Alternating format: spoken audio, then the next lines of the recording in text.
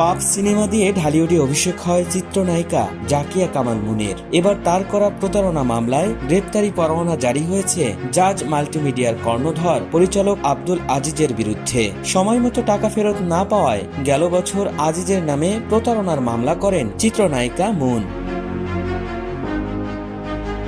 মামলার নথি সূত্রে জানা যায় 2022 সালের ফেব্রুয়ারি মাসে লিখিত চুক্তির মাধ্যমে পাপ সিনেমাটি নির্মাণে প্রযোজক আজিজকে এককালীন 60 লাখ টাকা ঋণ দেন নায়িকা মুন। চুক্তির শর্ত অনুযায়ী প্রোডাকশনের কাজ শেষ হওয়ার পর মুনকে পূর্ণাঙ্গ হিসাব দেবেন আজিজ, কিন্তু নায়িকা মুন কোনো হিসাব পাননি। চুক্তির শর্ত অনুযায়ী কোনো টাকাও ফেরত দেননি আজিজ। টাকা না দেওয়ার কারণে বারবার উকিল নোটিশ পাঠানো হলেও উপেক্ষা করেছেন আজিজ। উল্টো গত বছরের মে মাসে সিনেমাটি 1,10,00,000 টাকায় একটি ওটিটি প্ল্যাটফর্মের কাছে বিক্রি করে দেন আজিজ।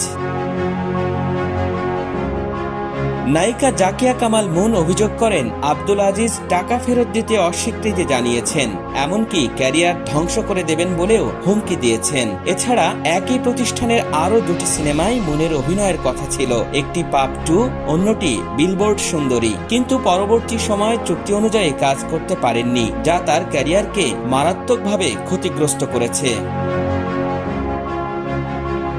চুক্তিপত্রে উল্লেখিত সময়ে টাকা ও লভ্যাংশ না দিয়ে এবং প্রতিষ্ঠানটির সঙ্গে কাজ করতে না দিয়ে আব্দুল আজিজ অপরাধসহ বিশ্বাসভঙ্গ করেছেন, যা 406, 420, 506 ধারায় শাস্তিযোগ্য অপরাধ। পুলিশ ব্যুরো অব ইনভেস্টিগেশনের তদন্তে অভিযোগের সত্যতা পাওয়া যায়। পিবিআইয়ের প্রতিবেদনের ভিত্তিতে আদালত আব্দুল আজিজের বিরুদ্ধে গ্রেপ্তারি পরোয়ানা জারি করেন।